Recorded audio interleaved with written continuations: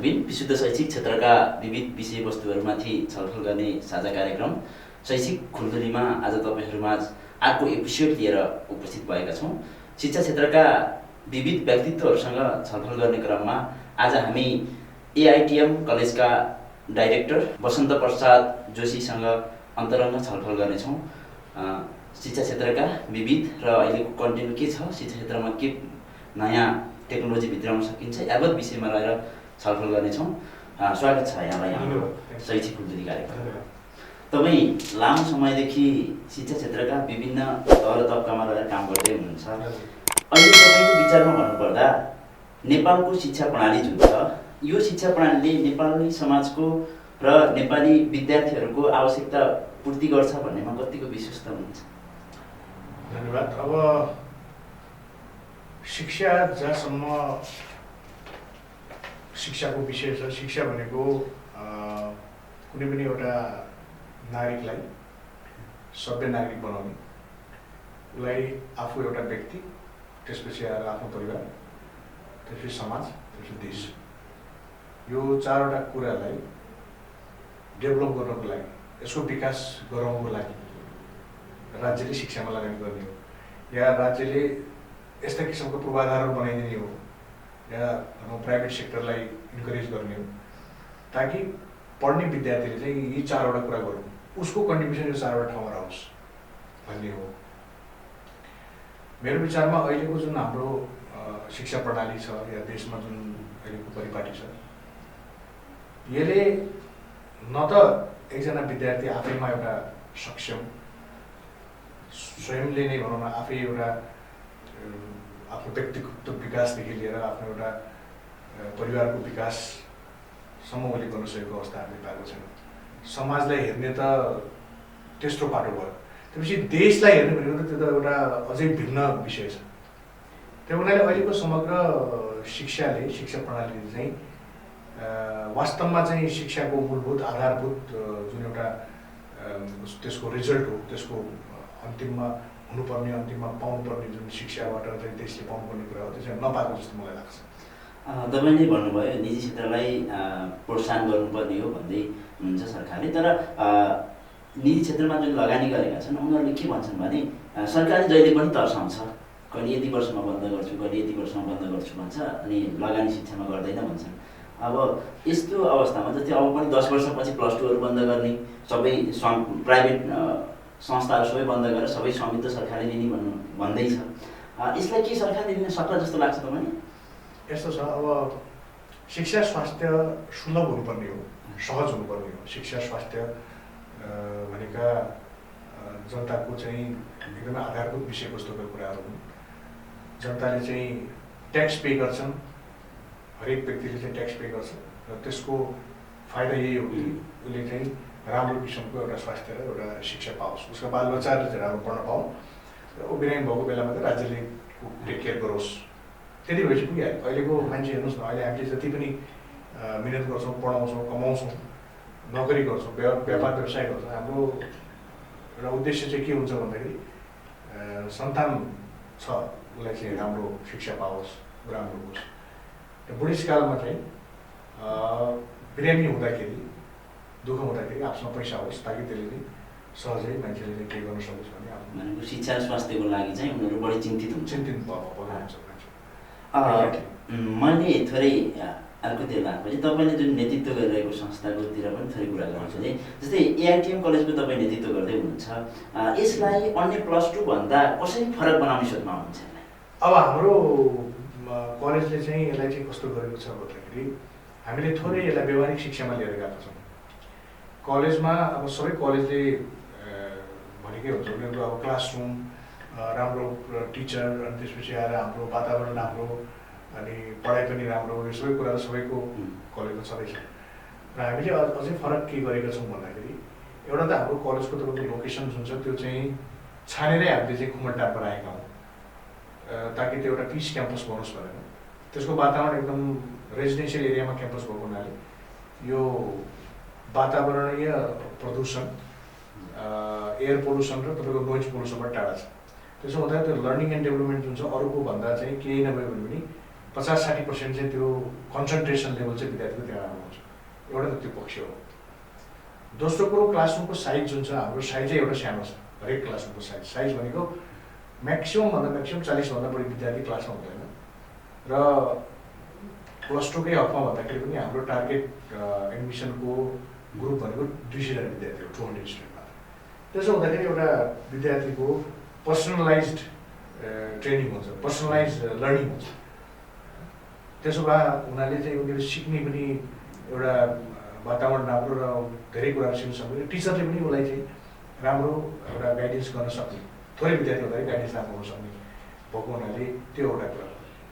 तेस्रो कुरो भनेको अलिकति विद्यार्थीहरूलाई अतिरिक्त क्रियाकलापहरू अरूभन्दा अलिकति भिन्न हिसाबले साइटमै गएर भनौँ न, जस्तो +2 को केसमा हेर्ने हो भने हामीले साइन्स एक्जिबिसनहरू हामीले गराइदिन्छौँ ताकि उनीहरूमा भएको जुन एउटा वैज्ञानिक क्षमता छ, एउटा साइन्टिस्ट हुने उनीहरूको क्षमता, त्यसलाई चाहिँ अहिले प्रदर्शन गर्नु, अहिलेदेखि उनीहरूलाई एउटा इन्करेजमेन्ट होस् भन्ने हिसाबले हामीसँग +2 मात्रै नभएर इन्जिनियरिङको प्रोग्रामहरू छ, त्यसै गरी होटल म्यानेजमेन्ट पनि छ। त्यस्तोमा हामीले विभिन्न किसिमको मेलाहरू, विभिन्न किसिमको तपाईँको फेस्टिभल्सहरू आयोजना गरेर उनीहरूमा भएको जुन क्षमता छ त्यसलाई एउटा प्रयोगात्मक रूपले प्रदर्शनी गराएर उनीहरूको एउटा आत्मविश्वास बढाउने कार्य हामीले गर्छौँ। त्यसो हुँदाखेरि हामीले दिएको शिक्षा प्राग्मेटिक छ, हुन्छ, प्र्याक्टिकल हुन्छ, प्रयोगात्मक हुन्छ भन्ने छ। र यो वर्षदेखि हामीले +2 को हकमा एउटा 3DI लर्निङ सिस्टम पनि एडप्ट गरेका छौँ। यो अरू कलेजहरू पनि गर्ने कोसिस गरिरहेका छ, तर हामीले पोहोर सालदेखि नै सुरु गरेर त्यसबाट के हुन्छ भने एनिमेसन बेस्ड पढाइ हुन्छ यसमा। यो चाहिँ जस्तो फर इक्जाम्पल कसैले किडनीको फङ्सनलाई हेर्न चाह्यो भने त्यो चाहिँ एनिमेसनको आधारबाट देखिन्छ ताकि त्यो विद्यार्थीले त्यो कहिले पनि बिर्सिँदैन। त्यस्ता नयाँ टेक्नोलोजीहरू हामीले जति आउँछ मार्केटमा र हाम्रो अनुसन्धानबाट जे भेटिन्छ त्यसलाई हामीले प्रयोगमा ल्याएर गर्छौँ। र अर्को अझै महत्त्वपूर्ण कुरा के भने कलेजले रिसर्च अनुसन्धानलाई आत्मसात गरेर लिएर गएको छ। जर्नल अफ जस्तो स्कुल अफ होटल म्यानेजमेन्ट केसमा चाहिँ journal of hospitality and tourism education भनेर हामीले 2009 सालदेखि नै तपाईँको जर्नल निकालेको छौँ। त्यो एउटा एकाडेमिक इन्स्टिट्युसनको लागि एउटा ठुलो विषय हो। त्यो कलेजहरूले साधारण एउटा पत्रिका जस्तो त्यस्तो निकाल्छ र हाम्रो एउटा रिसर्च आर्टिकल नै भएको अन्तर्राष्ट्रिय व्यक्तिहरूले पनि लेख्ने आर्टिकल लेख्छ। त्यसमा आइएसएन नम्बर पाएर नेपजल अनलाइन पनि तपाईँले भेट्नुहुन्छ। एजुकेसनलाई चाहिँ रिसर्च बेसमा पनि अफकोर्स अब के छ त अहिलेको एजुकेसन कस्तो छ, यसले चाहिँ 21औं शताब्दीको हिसाबले हामीले एजुकेसन लिन सकिरहेका छौँ कि छैनौँ, विद्यार्थीको चाहना के हो, गार्जेनहरूको चाहना के हो, हामीले के दिन खोजिरहेका छौँ, यसको बिचमा ग्याप कहाँ छ, यो ग्यापलाई कसरी फुलफिल गर्ने भन्ने कुराहरूको लागि त्यो उहिलेका हाम्रो अलग अलगै डिपार्टमेन्टहरू छ। र त्यसो हुँदाखेरि यी कुराहरूले चाहिँ हामी अरू कलेजहरूभन्दा चाहिँ अलिक फरक छ। मैले थोरै कुरा गर्नु चाहेँ। कतिपय कलेजहरू, काठमाडौँका ठुला कलेजहरूमा नि के हुन्छ भने स्टुडेन्टहरू सर्टेन कोटा कहिल्यै तोकिँदैन, भनेको जति स्टुडेन्ट आए त्यही अनुसार कोटा लिन्छ, तर इन्फ्रास्ट्रक्चर त सर्टेन हुन्छ। त्यो गर्दा एउटा सेक्सनमा 50-55 जना शुद्ध राखेर पढाउँदाखेरि साह्रै जटिल भयो, यस्तो समस्या आउँछ भन्ने पनि स्टुडेन्टहरूबाट सुन्न आउँछ। अब तपाईँको कलेजमा चाहिँ कसरी म्यानेज गर्नुभएको छ यस्तो? अब त्यही त मैले भन्दाखेरि अब इन्फ्रास्ट्रक्चरको हिसाबले हेर्दाखेरि कलेज चाहिँ लगभग 1,40,000 स्क्वायर फिट बिल्डअप एरिया भयो। क्लासहरू पनि स्पेसियस हो, सबै चिज छ। तर पनि हामीले मैले अघि भनेअनुसार हामीले क्लासलाई साइजलाई चाहिँ सानो राख्यौँ ताकि पर्सनलाइज हो भनेर। हाम्रो 40 जनाभन्दा बढी क्लासमा हुँदैन र एकजना टिचरले गाइड गर्ने हो, त्यही हिसाबको फर्मेटमा हुन्छ। वेल लाइट भएको एकदम वेल भेन्टिलेटेड रुमहरू हुन्छ र ताकि एउटा विद्यार्थीले कम्फोर्टेबल लर्निङ इन्भाइरोमेन्ट पाओस् रुमभित्र।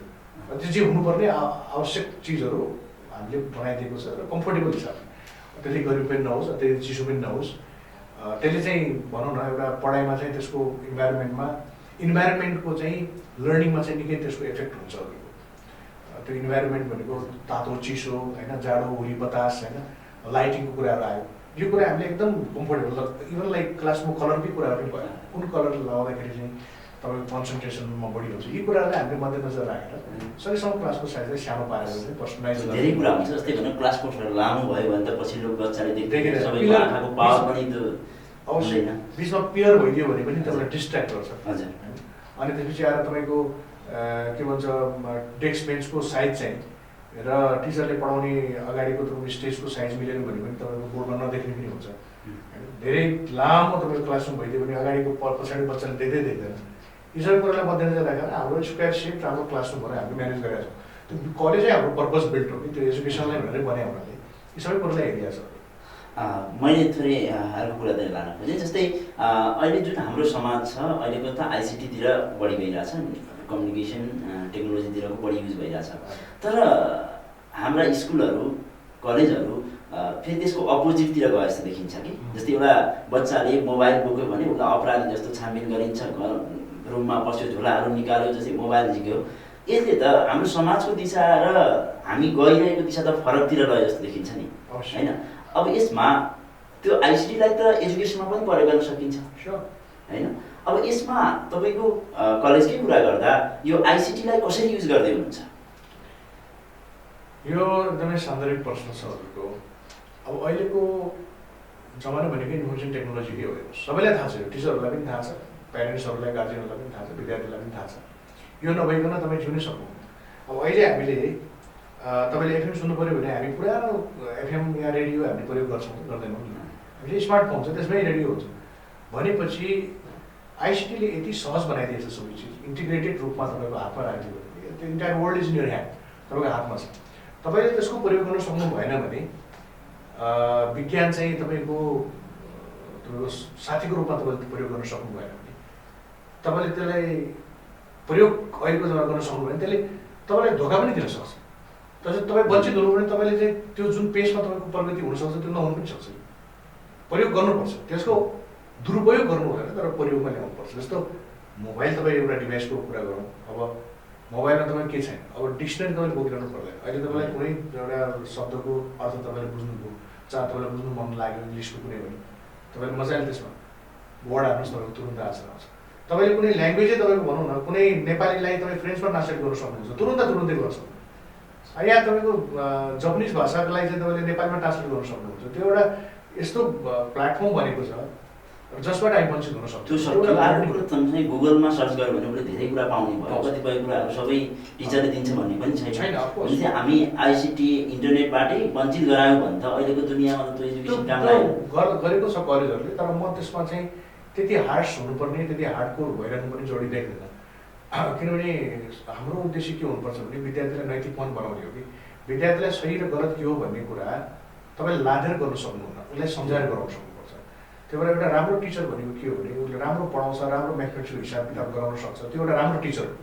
तर असाध्यै राम्रो टिचर, एकदम एक्सलेन्ट टिचर भनेको त्यो हो जसले चाहिँ विद्यार्थीलाई मोटिभेट गरोस् कि उसलाई उत्प्रेरणा दियोस्, ताकि मोटिभेसनले के गर्छ भने तपाईँ त्यहाँ नहुँदाखेरि पनि काम गर्छ कि। अब फेयरलेस तपाईँले विद्यार्थीलाई एकदम फेयरफुल तरिकाले तपाईँले पढाउनु भयो या उसमा कुनै चिजहरू लाद्न खोज्नु जबरजस्ती गर्नु भने तपाईँ हुन्जेलसम्म त्यो रहन्छ, तपाईँको एब्सेन्स हुने बित्तिकै त्यो चिज पनि जान्छ। तर शिक्षामा चाहिँ मोटिभेसन हुनु जरुरी छ। यो सबै कुराहरू जति पनि छ मोबाइल सोबाइलबाट यसबाट हुने जति पनि डिमेरिट्सहरू छ त्यो डिमेरिटलाई सम्झाउँदै जानुपर्छ। यो चिजहरू गलत हो, यो चिजलाई तिमीले चाहिँ दुरुपयोग नगर तर प्रयोग गर। प्रयोग गर्दाखेरि यो चिज चाहिँ फाइदा, किन अहिलेको सबैभन्दा बेस्ट फ्रेन्ड भनेको तर मोबाइल हो। तपाईँलाई साथी हो नि मोबाइल, तर त्यसको राम्रो प्रयोग गर्न सक्नु पऱ्यो, त्यो प्रयोग गर्न जान्नु पऱ्यो, कुन ठाउँमा त्यसलाई युज गर्ने भन्ने कुरा चाहिँ बच्चाहरूलाई सिकाउँ, विद्यार्थीलाई सिकायौँ भने यो एउटा लर्निङ उनीहरूलाई गरायो, यसको ट्रेनिङ उनीहरूलाई दियो भने त्यो उनीहरूलाई बढ्दैन साथी। उनीहरूको नलेजमा तपाईँको भ्याल्यु एड गर्ने चिज हो मोबाइल भनेको। अहिले मलाई तपाईँले के कुरा सोध्नु, विद्यार्थीको कुरै छोडौँ, मैले मेरो क्षेत्रको कुनै चिज जान्नु पऱ्यो भने मैले कसैलाई सोध्दैन, किनभने सोध्नुलाई त गाह्रो हुन्छ नि। आफूभन्दा ठुलो जान्ने मान्छे हामीले के सोचे हुन्छ समाजमा, मभन्दा जान्ने कोही छैन भने सोचे हुन्छ। अनि आफूभन्दा जुनियरलाई हामी सोध्दैनौँ, आफ्नो लेभलमा हामी कोअपरेट गर्दै गर्दैनौँ भनेपछि त सोध्ने ठाउँ जान्ने ठाउँ गाह्रो। मोबाइलले त तपाईँलाई केही पनि भन्दैन, त एउटा निर्जीव वस्तु हो तर पनि सजीवको जस्तो काम गरिरहेको छ। अनि यसलाई चाहिँ हामीले प्रयोगमा ल्याउनुपर्छ। यो चिजलाई चाहिँ बाट वञ्चित गराएर विद्यार्थीहरूलाई चाहिँ वञ्चित गराउँदाखेरि यसबाट चाहिँ बेफाइदा पनि हुनसक्छ भन्छु। अब मैले अर्को कुरा जस्तै अहिले जति पनि यो उपत्यकामा अथवा भ्याली बाहिर भनौँ एउटा शैक्षिक व्यापारको लागि भनौँ अथवा अन्य पर्पजको लागि एउटा विज्ञापनको लागि के गरिन्छ भन्दा एउटा स्टुडेन्टलाई चाहिँ कडा अनुशासनमा राख्ने अनि मार्क्स ल्याउनुपर्छ भनेर एउटा भोगाउने प्रवृत्ति छ। त्यो अब माथिको म्यानेजमेन्टले टिचरलाई प्रेसर गर्यो, टिचरले स्टुडेन्टलाई प्रेसर गर्यो, त्यो एउटा वातावरण सिर्जना भइरहेछ। र त्यसबाट के भइरहेछ भने तपाईँ एउटा बच्चा हामीले उत्पादन गर्दै गर्दा एउटा बच्चा उसको आफ्नो क्यापासिटी के हो भन्ने भन्दा अरू के नलेज एक्स्ट्रा नलेज दिनुभन्दा नि एउटा किताबको किरो बनाएर निकालिदियो र उसलाई के भनिन्छ त भन्दा एउटा सृजनशील व्यक्तिको ठाउँमा एउटा रोबोट बनाएर निकालिन्छ भन्छ होइन। यसलाई कसरी हेर्नुभएको छ? यसमा अब साँच्चै त्यही गतिमा गइरहेछन् अथवा यो आरोप मात्रै हो भन्नुहुन्छ? यस्तो छ, मलाई के लाग्छ भने अहिले अब जस्तो फेमस पर्सनालिटी कुरा, फर इक्जाम्पल लाइक अब बिल गेट्स, अहिले कसैले चाहिँ बिल गेट्सलाई कतै बोलाउँदाखेरि या कतै उसलाई चाहिँ इन्भिटेसन गर्दा तिमीले कति पढेको हो भनेर सोध्दैन। बलिउडका कलाकारहरू तपाईँ हेर्नुहोस्, कसैले पनि तिम्रो एसएलसीको सर्टिफिकेट ल्याऊ या तिमीले +2 कति मार्क्स ल्याएको त्यसको भरमा तिमीलाई फिल्म दिन्छु भन्छ कसैले भन्दैन। नेपालमै पनि ठुलो ब्याङ्कको सिइओ छन्, जनरल म्यानेजरहरू छन्, र तिम्रो त्यो एकाडेमिक कति ल्याएको छ होटल म्यानेजमेन्ट पढ्दाखेरिको, या चाहिँ तिमीले +2 मा कति ल्याएको थियो होइन, या चाहिँ तिमीले बिबिए पढ्दा एमबी पढ्दाखेरि तिम्रो कति मार्क्स आयो त्यसको आधारमा तिमीलाई सिइओ दिन्छु भन्दैन। त्यो एउटा सर्टेन लेभल, एउटा त्यो मार्क्स भनेको एउटा लेयरसम्म, एउटा बिगिनिङमा के रहेछ त विद्यार्थी चाहिँ साँच्चै यो पढ्ने खालको विद्यार्थी हो कि रहेछ, यसको कति मिहिनेत गर्दो रहेछ भन्ने कुराको एउटा चाहिँ मिहिनेती हो कि होइन, ट्यालेन्ट होइन, मिहिनेती हो कि होइन भन्ने कुराको प्यारामिटरहरू चेक गर्ने किन तपाईँलाई थाहा छ बिल गेट्स पढे लेखेको बिल्कुलै होइन, उसले हार्डबाट तपाईँको इन्टरभ्यू दिए। स्टिभ जब्स जसले त्यत्रो एप्पल कम्पनी फाउन्डेसन गर्यो, अहिलेको हाम्रो यो मोबाइलको जुन कुरा गर्छ यो हातमा हाम्रो ल्याइदिने, संसारलाई विश्वलाई तपाईँको हातमा राखिदिने मान्छे जो छ, उयो पनि धेरैतिर पढ्नु भएको होइन। वारेन बफेटकै तपाईँ हेर्नु सक्नुहुन्छ, विश्वको त्यत्रो धनी मान्छे हेर्नुहोस्। हाम्रै यहाँ विनोद चौधरी हुनुहुन्छ जो नेपालको सबभन्दा धनी हुनुहुन्छ, उहाँ पनि कुनै हार्डबार्डमै पढेको र एकदम ठुलो मार्क्सै ल्याएर धेरै नै गरेको पनि होइन, सामान्य किसिमको विद्यार्थी हो उनीहरू होइन। उनीहरूको जीवनमा उनीहरूले के गर्यो भने they live their life with freedom. उनीहरूले आफ्नो जीवनलाई एउटा फ्रिली थिङ्किङ गर्ने हिसाबले आफूलाई फ्री लिएर गएर उनलाई के इन्ट्रेस्ट छ त्योतर्फ उहाँले आफूलाई ड्राइभ गर्नुभयो। समाजमा कता कता उहाँले विरोध पनि गर्नुभएको छ, विभिन्न ठाउँमा उहाँको इतिहास तपाईँले पढ्नुहुन्छ भने आफूलाई मन नलागेको कुरा उहाँ विरोध गरेर पनि हिँड्नु भएको पनि छ, स्कुललाई छोडिदिन्छ, कलेज छोडिदिन्छ, तर आफ्नो इन्ट्रेस्टको विषय, आफ्नो इच्छाको विषयलाई उहाँले छोड्नु भएको छ। आजको सोसाइटीमा हजुरले सोधेको प्रश्नमा विद्यार्थीहरूलाई चाहिँ फ्रिडम इम्पोर्टेन्ट छ लागेर हुँदैन। तपाईँ आफ्नै छोरालाई नै भन्नुहोस्, भाइहरूलाई नै भन्नुहोस्, हामी आफैले हेरौँ न, हिजोको दिनमा हाम्रो बुवाले, हाम्रो दाइले, हाम्रो आमाले चाहिँ हामीलाई जबरजस्ती गरेको कुरामा हामीलाई मन पर्यो या उनले गरेर हामी उहाँले नै गर्दा हामी यो यति माथि सक्सेस भएकै भन्नु पनि मिल्दैन होइन। कतिपय ठाउँमा त्यो कुराले चाहिँ हामी जति क्रिएटिभ हुनुपर्छ त्यति नभएको पनि मलाई जस्तो लाग्छ। तर अहिले आएर कस्तो भएको छ भने अहिलेको जमाना र हाम्रोको जमाना अलिकति फरक पनि छ। अब किनभने अहिलेकोहरूको के भने 2टा डिकेड 20 वर्षको अन्तरालमा अब अहिलेको शिक्षा प्रणाली छ, हाम्रो र अहिलेको शिक्षा चेन्ज धेरै आमूल परिवर्तन, एकै वर्षमा धेरै आमूल परिवर्तन भइसकेको छ। त्यही भएर अहिलेको बच्चाहरूलाई चाहिँ उनीहरूको इच्छा अनुसार पढाइदिनुपर्छ, वातावरण ओपन राखिदिनुपर्छ र कन्ड्युसिभ वातावरण दिइदिनुपर्छ उनीहरूलाई गलत सङ्गतबाट रोकिदिनुपर्छ। एउटा कुरो चाहिँ गलत सङ्गतमा जानु दिनु, किनभने तपाईँले आफ्नो छोराछोरी, आफ्नो विद्यार्थीलाई चाहिँ को बिचमा तपाईँको एउटा गलत विद्यार्थी आइदियो होइन, तपाईँको क्लासमा एउटा गलत विद्यार्थी आइदियो, 2-3 गलत विद्यार्थी आइदियो भने त्यसले त आफ्नो एउटा सोसाइटी क्रिएट गर्छ। त्यस्तोलाई चाहिँ आइडेन्टिफाई गर्नुपर्छ, त्यसलाई आइडेन्टिफाई गरेर त्यसलाई छोड्नु चाहिँ हुँदैन। फेरि सकेसम्म पोजिटिभ बनाउने कोसिस गर्ने, होइन भने स्ट्यान्ड लिनु पऱ्यो होइन, ताकि ऊ के सुध्रिनु पऱ्यो कि चाहिँ उसले अरूलाई बिगार्न पाउनु भएन। त्यो वातावरण तपाईँले क्रिएट गरिदिएपछि र अरूलाई चाहिँ तपाईँले अरू राम्रो स्कुलको म्यानेजमेन्टको भर पर्ने कुरा। नेता हाम्रो कलेजको पोइन्ट भनेकै यो कि हामी राम्रो पढ्ने विद्यार्थीलाई वातावरण दिन्छौँ, अलिकति बदमासी गर्ने नेचरको या नपढ्ने विद्यार्थीलाई कोसिस गर्ने हो उसलाई पनि राम्रो बनाउनु, होइन भने उसले कमसेकम अरूलाई नबिगार्नुहोस् त्यो वातावरणमा हामीले लिएर जानुपर्छ। त्यति गरिदिए पुग्छ। हामीले जबरजस्ती गरेर यो पढ्नै पर्छ, मार्क्स आउनै पर्छ, होइन भने यो थिच्ने मन रोड्ने, अनि त्यसपछि आएर होमवर्क दिएको छ अनि त्यो होमवर्क गरेन भने पिट्ने, त्यो तरिकाले एजुकेसन राम्रो हुन सक्दैन। त्यो तरिकाले घोकन्ती विद्या हुन्छ, मान्छे घोक्छ। अब तपाईँ अहिले विचार गर्नुहोस् न, हामीले एसएलसी दिएको जमाना, अहिले मैले एसएलसी पढ्दाखेरि मैले कति कुरा घोकेर पनि पढेको छु, म सम्झिन्छु त त्यो कुराहरू म सम्झिँदैन। अहिले मैले एसएलसी दियो भने म फेल हुन्छु स्योर हो। जति प्राउड गरेँ, जति घमण्ड गरेर जहाँ हामी पुगे पनि अहिले हामीले एसएलसीको परीक्षामा बस्यौँ भने म पास हुनै सक्दैन। त त्यो शिक्षाले कहाँ पुर्यायो त हामीलाई? त्यो शिक्षाले हामीले के पायौँ? या एसएलसीको मा पढ्दाखेरिको हाम्रो साइन्स क्यारी प्लस कोसिस क्यारी इक्वल्स टु 1 भन्ने फर्मुलाले हामीलाई कहाँ पुर्यायो? हामीले त्यसको अहिलेसम्म मेलोमेसो पाएको छैन। हामीलाई चाहिँ ती घोकाइयो, त्यसको चाहिँ एप्लिकेसन कहिले देखाइएन। यसले चाहिँ अब भनौँ न कुनै एउटा वैज्ञानिक अथवा विद्वान दार्शनिकले कुनै एउटा थ्योरी दिन्छ भने हामी त थ्योरी रट्नको पछि लागेर नि हाम्रो शिक्षा प्रणाली बिग्रेको हो। अफकोर्स शिक्षा भने त व्यवहारिक हुन्छ।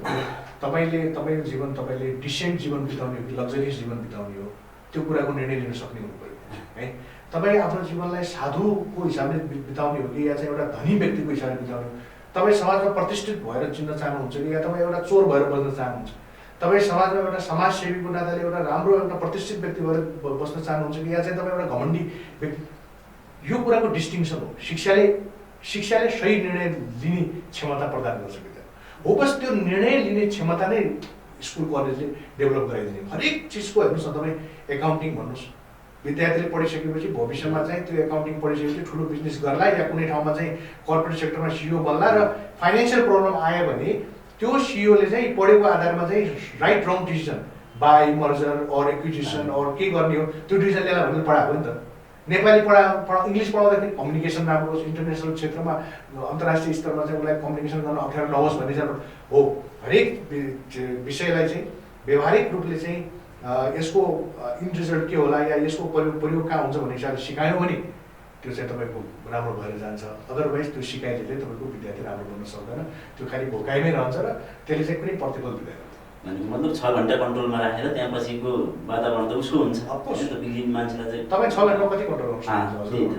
दमन गरे भनेर त्यसमा 6 घन्टामा खालि उसलाई चाहिँ एउटा वे देखाइदिने मात्रै। बाबु यो बाटो है, तिम्रोमा यो क्वालिटी छ, यो गुड इन दिस। हामीले अहिलेसम्म पनि विद्यार्थीहरूलाई, इभन मेरै केसमा पनि आइएम नट एबल टु, म आफैलाई पनि भन्छु, तर गर्नुपर्छ भन्ने मलाई सेन्स चाहिँ आएको छ। कुन विद्यार्थीमा के राम्रो छ त्यो चिज आइडेन्टिफाई गर्नुपर्छ। एउटा क्लासमा चाहिँ 40 जना छ भने त्यो 40 जनामा हरेकमा एक एकवटा राम्रो तपाईँको चाहिँ कुनै एउटा पढाइमा राम्रो होला होइन, कुनै चाहिँ एउटा खेलकुदमा राम्रो हुनसक्छ। हुन्छ, जस्तो मेरो छोरालाई मैले तिमी के बन्छौ भने म त शिक्षाको मान्छे, म त के सोचेको भाइस चान्सलर बन्छु, उसले चाहिँ म फुटबल प्लेयर बन्छु भनिदिरहेको छ। मैले उसलाई चाहिँ हो तिमी फुटबल प्लेयर किन बन्ने, म त शिक्षाको मान्छे, अलिकति शिक्षामा राम्रो गर्नु पर्थ्यो भनेर मैले सोचेर अलि भएन, त्यो इच्छा हो भने मैले उसलाई त्यसमा सपोर्ट गरिदिनुपर्छ भन्छु। फिनल्यान्डको एजुकेसन सिस्टम जुन विश्वमा टप छ त्यसमा ठ्याक्कै त्यही सिस्टममा तपाईँको बच्चा 5 क्लासमा पुग्यो भने उसलाई चाहिँ अटोमेटिक आफ्नो कुन सेक्टरमा जान्छ एउटा टिचरले गाइडेन्स गर्दाखेरि उसको फिल्ड बुझिसक्नुपर्छ भनिन्छ। हाम्रो त्यो देशमा पनि त्यो सिस्टम आयो भने अभियसली एजुकेसनमा चेन्ज आउला। त्यो त्यतै तर्फ जानुपर्छ। हामीले लानुभन्दा पनि उसको इन्ट्रेस्ट अनुसार चाहिँ हामीले एउटा वातावरण बनाइदिनुपर्छ। जस भने हामीले जस्तै धानको बोटमा कोदो फलाउन खोजेर हुँदैन, त्यो भनेको मतलब त्यो एउटा जुन सिस्टममा त्यहीमा लानुपर्छ। मैले यसैमा लान खोजेँ, जस्तो हाम्रा शैक्षिक संस्थाले र अब सरकारले कस्तो पोलिसी बनाइदियो भने हाम्रा विद्यार्थीहरूले एउटा करले होइन कि रहरले पढ्ने वातावरण सिर्जना हुन्छ जस्तो लाग्छ। अब कुरो के छ भन्दा हाम्रो विद्यार्थीहरू 3-4वटा चिजहरू छ। मलाई लाग्छ हरेक विद्यार्थीलाई चाहिँ नम्बर 1 त कलेज जान मन लाग्दैन, त्यो अवश्य त्यो हामीलाई पनि लाग्दैन, त्यो उनीहरूलाई पनि लाग्दैन। छुट्टीको दिन आएपछि खुसी हुनुको कारण के हो भने छुट्टी नहुँदाखेरि कलेज जान मन नपराएको हो भन्ने त प्रमाण हो नि त। छुट्टी भनेर विद्यार्थीहरू त्यही भनेको हाम्रा स्कुलहरू एकजना दार्शनिकले भन्थे हाम्रो स्कुलहरू जेल जस्ता भए। जब त्यहाँ बच्चा निस्किन्छ ऊ चाहिँ एकदम खुला उसमा आए जस्तो हुन्छ। यस्ता जेलहरूमा राखेर पढाएर विद्यार्थीको डेभलपमेन्ट गर्छु भन्ने चाहिँ गलत हो भन्ने मान्यता थियो होइन। त्यही किनभने तपाईँ अहिलेको तपाईँ भन्नुहोस् न, युरोप अमेरिकामा कतै पनि तपाईँको इभन एसियाको धेरै मुलुकमा पनि तपाईँको यो क्लासरुममा एक्जामिनेसन भन्ने वर्डै छैन, एसेसमेन्ट भन्ने वर्ड आइसक्यो।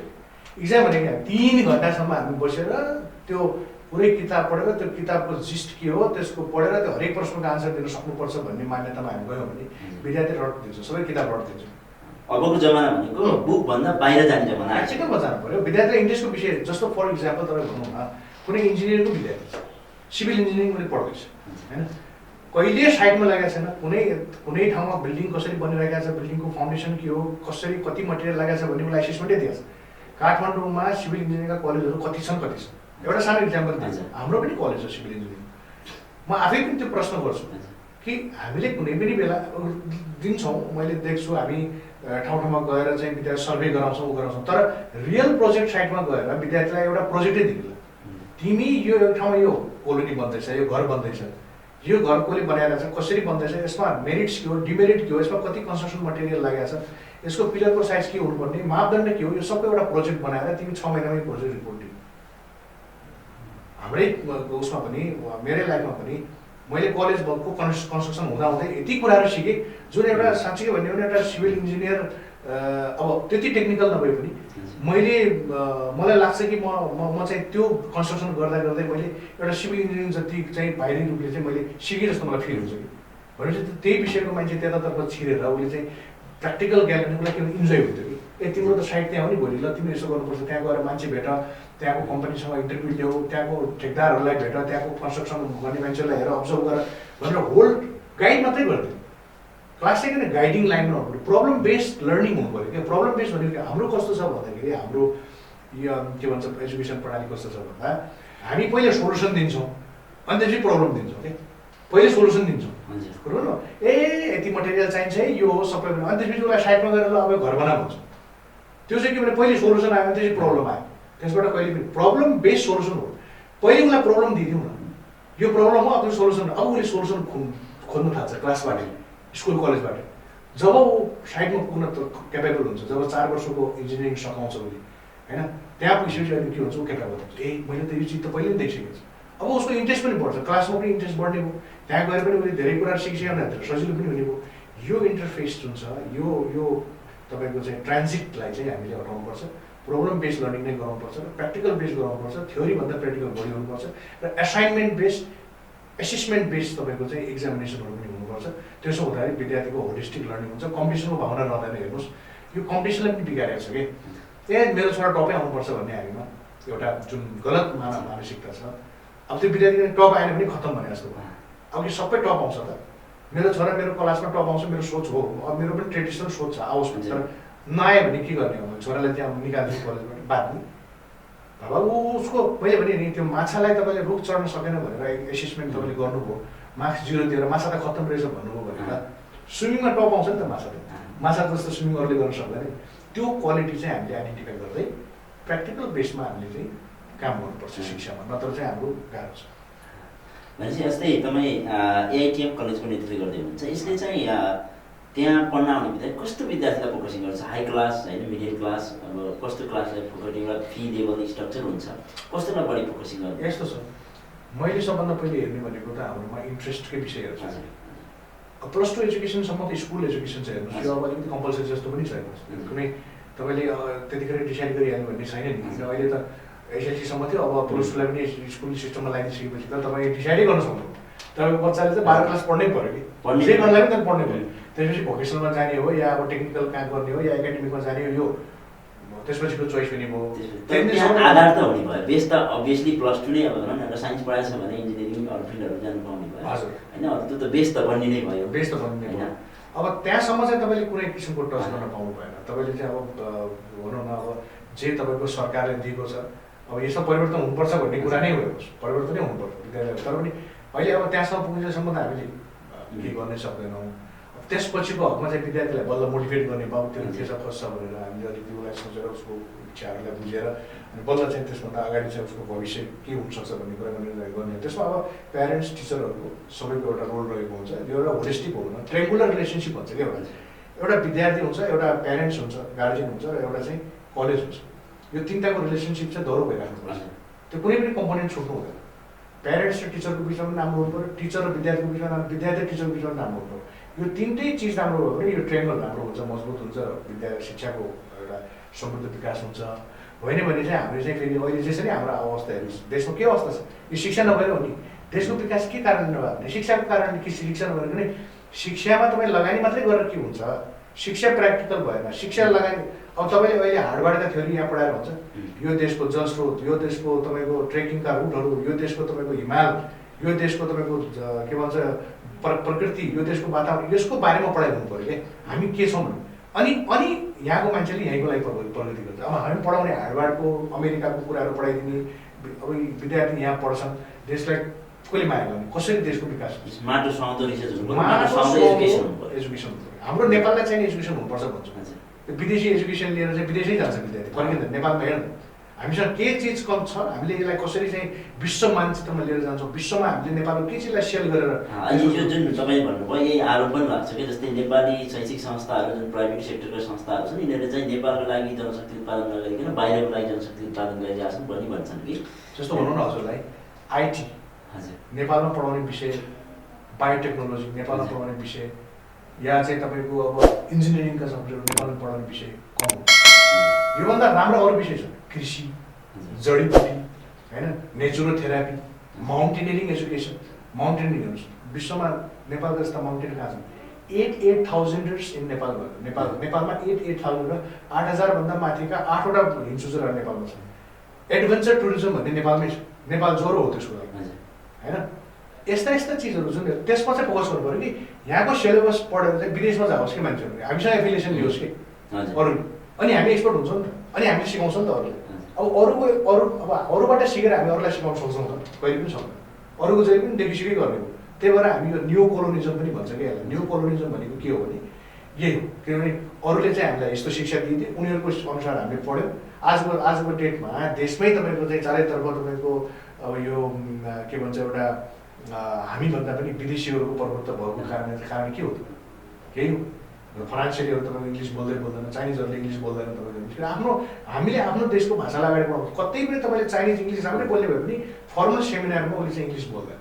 यसको मतलब इङ्ग्लिस नराम्रो भने होइन, किन उसले के गर्न चाहन्छ भने ऊ आफ्नो देशको एउटा के भन्छ भाषालाई चाहिँ विश्वमा चिनाउन चाहन्छ। इङ्ग्लिस किन, वाइ नट चाइनिज भन्ने उसको भाषा। तर नेपालमा त तपाईँको चाहिँ एउटा बच्चा नेपाली बोल्यो भने उसलाई चाहिँ जरिमाना लाग्छ। मेरै घरमा पनि हामी आफै मेरो बच्चा इङ्ग्लिस बोल्ने हुन्थ्यो भने हाम्रो सोच हुन्छ डेफिनेटली छ। अब त्यो चाहिँ के भन्छ पहिलेदेखि नै लाँदै आएको हाम्रोमा एउटा त्यो कन्सेप्ट हो कि यो कन्सेप्टबाट हामी सबैले चाहिँ यसबाट सिक्नुपर्छ, यो कन्सेप्टलाई हटाउनुपर्छ। मैले यो अहिले जस्तै नेपाली सोसाइटीको कुरातिर पनि लान खोजेको, जस्तै अहिले नेपालमा के चल्यो भने जब जति धेरै फी तिरिन्छ, जति धेरै पैसा बुझाइन्छ, ती इन्स्टिट्युसनहरू राम्रो भन्ने जुन मान्यता छ, यसले पनि अब शैक्षिक संस्थाहरूलाई झन् धेरै पैसा उठाउने, झन् धेरै गर्दाखेरि तल्लो लेभलको जनशक्तिलाई झन् गाह्रो भएको कि तल्लो लेभलको जनताहरूलाई झन् गाह्रो भएको कि भन्छन् नि। अब यसमा तपाईँ कलेजमा कसरी म्यानेज गर्नुभएको छ, कस्तो फी स्ट्रक्चर बनाउनु भएको छ होइन? हामी यही कुरालाई मध्यनजर राखेर हामीले फ्याकल्टीलाई पनि धेरै बनाएको हो। हामीसँग होटल म्यानेजमेन्ट छ, हामीसँग +2 पनि छ, हामीसँग इन्जिनियरिङहरू पनि छ, सबै छ प्रोग्रामहरू। र हरेक फ्याकल्टीमा थोरै विद्यार्थी हामी पढाउँछौँ। एउटा के कुरा चाहिँ हो भने विद्यार्थीको मैले अघि नै जुन कुराहरू भने राम्रो विद्यार्थी तपाईँले भर्ना गर्नुभयो भने या इन्ट्रेस्ट भएको राम्रो कसलाई भन्ने भने जुन विद्यार्थीलाई चाहिँ त्यो सब्जेक्टप्रति इन्ट्रेस्ट छ, त्यो इन्ट्रेस्ट पहिचान गर्नु पऱ्यो कि साइन्स पढ्नलाई त्यो विद्यार्थी गोरो छ कि होचो छ कि छैन, अनि उसको आइक्यू के छ या ऊ के छ भनेर हेर्ने हो कि उसको साइन्समा इन्ट्रेस्ट कति छ त्यो चिज हेर्ने हो हामीले होइन। उसको त्यो साइन्सको टिचरले उसको साइन्टिफिक नलेज कतिको छ र उसको कति इन्ट्रेस्ट छ भन्ने कुरा उसले बुझिदिएर त्यस्तो विद्यार्थी हामीले लिन सक्यौँ भने त्यो विद्यार्थी प्रगति गर्छ हेर्नुहोस् होइन। फीको हकमा यी कुराहरू हाम्रो कलेजमा कुनै किसिमको प्यारामिटर या कुनै किसिमको के भन्छ हामीले यो डिस्क्रिप्सन भन्ने के पनि छैन, नोमिनल फी छ जुन एउटा हुनुपर्ने विद्यार्थी। तपाईँकोमा अब जस्तै जेनदार पिछडिएको क्षेत्र आवतहरूलाई चाहिँ कस्तो व्यवस्था गर्नु? हाम्रो विद्यालय हाम्रो कलेजमा चाहिँ अब अप टु 100% स्कलरसिप छ हाम्रो। त्यस्तो जेनदार पढेले राम्रो गर्न सक्ने क्षमतावान जसले चाहिँ आफ्नो क्षेत्रमा गएर भोलिको दिनमा के गर्छ भन्ने हामीलाई लाग्छ र उसलाई चाहिँ हामीले गर्नुपर्छ यस्तो विद्यालय छ भने हाम्रो कैयौँ उदाहरणहरू छ, हामीले 100% गरेका छौँ। कति त पिछडिएको क्षेत्रबाट आएको पढेको र अब यहाँ तपाईँको नलेज बेस राम्रो भयो नि काठमाडौँको सिधा कम्पिटिसन गर्न सक्दैन। हामी दुईजनालाई मार्कसिटहरू जुदायौँ भने त्यस बेला त यो जेनदार भन्नु त मिलेन होइन। त्यस्तोको लागि पनि तपाईँको मजा स्कलरसिपको व्यवस्था हामीले मजाले उनीहरूसँग विद्यार्थीहरूको प्यारेन्ट्ससँग राखेर नर्मली सबै कलेजले गर्छ, तर हामीले अझै फरक रूपले गरिदिन्छौँ। त्यसले चाहिँ हामीले ओपन रूपले भनौँ न, उसको के आवश्यकता हो त्यो आवश्यकता अनुसार हामी अगाडि बढ्छौँ। अन्तमा मैले एउटा सानो सुन्न चाहेँ, तपाईँको कलेजबाट एउटा विद्यार्थी +2 पास गरेर निस्कँदै गर्दा उसले एकाडेमिक क्वालिफिकेसन सँगसँगै अन्य कस्ता एक्टिभिटिजहरू अथवा क्रियाकलापहरू सिकेर निस्कन्छ? हाम्रो एजुकेसन भनेको भ्याल्यू बेस्ड एजुकेसन हो। हामीले दिने भनेको हाम्रो कलेजको प्रोफेसरको चेयरम्यान डाक्टर श्रीराम भगत माथिदेखि लिएर अब उमेश श्रेष्ठ अब मान्य उमेश श्रेष्ठजी जो अब अहिलेसम्म एजुकेसनमै उहाँले जीवन बिताइदिनु भएको छ। अब त्यस्तै गरी एकाडेमिक काउन्सिलमा पनि त्यस्तै व्यक्तित्वहरू हुनुहुन्छ जो चाहिँ विदेशमा गएर सब जानेर आराम गर्नुपर्ने उहाँहरूबाट हामीले सिकाउनु भनेको मैले त्यही एउटा टेक्निकल एजुकेसन लाइफ स्किलहरू सिक्ने हो कलेजमा हेर्नुहोस् स्कुलमा। त्यही हो कसरी लाइफलाई चलाउने भन्ने कुरै सिक्ने हो नि सबै सबै म्याथमेटिक्स त्यही हो तपाईँको, अनि के भन्छ तपाईँको ल्याङ्ग्वेज त्यही हो, तपाईँको लिट्रेचर त्यही हो, हिस्ट्री त्यही हो, पुरानोबाट सिक्दै जाने। तर त्यसमा एडिसनल हामीले सिकाउने कुरा भनेको भ्याल्यू बेस्ड एजुकेसन भनेको के त भन्दाखेरि तपाईँले एउटा थ्योरिटिकल ज्ञान त दिनुभयो, तर व्यावहारिक रूपले चाहिँ साँच्चीकै त्यो चिजहरू उसले चाहिँ इम्प्लिमेन्ट गर्न सक्छ कि सक्दैन?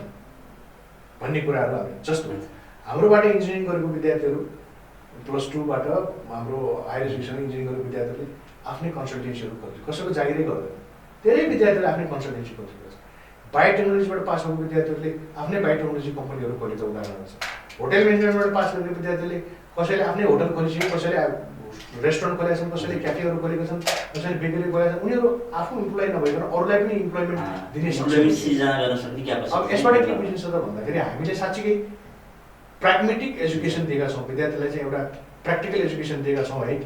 यो खै अरू कलेजले पनि गरेका छन्, फेरि हामी मात्रै गऱ्यो भने होइन, तर हामीले पनि यो कुरालाई आत्मसात गरेका छौँ ताकि हाम्रो विद्यार्थी भोलिको दिनमा चाहिँ बाहिर निस्किसकेपछि उसले आफै जुर्म आएर सानै लगानीबाट पनि आफ्नै केही काम गर्न सकोस्, या जुन सेक्टरमा उसले गर्छ त्यो सेक्टरमा उसले अनुसन्धान गरेर चाहिँ त्यसको अन्तिम बिन्दुसम्म पुगोस्, नयाँ थ्योरी निकालोस्, क्रिएटिभ बनोस्। यो चिज चाहिँ हामीले सिकाउँछौँ र विद्यार्थीहरूले यो चिज मार्केटमा गरेर देखेको पनि छ, गरेर देखाएको पनि छ र त्यसबाट हामी धेरै खुसी पनि छौँ। हस्, धन्यवाद। आफ्नो व्यस्त समयको बिच हाम्रो शैक्षिक खुल्दुली कार्यक्रमलाई टाइम दिनुभयो। हस् दर्शकबिन, आज हाम्रो एपिसोड हामी एआइटिएम कलेजका डाइरेक्टरसँगको अन्तरङ्ग छलफल गऱ्यौँ र अर्को एपिसोडमा हामी यस्तै शैक्षिक अन्य व्यक्तित्वहरूसँग पनि छलफल गर्दै जानेछौँ। हस्, धन्यवाद।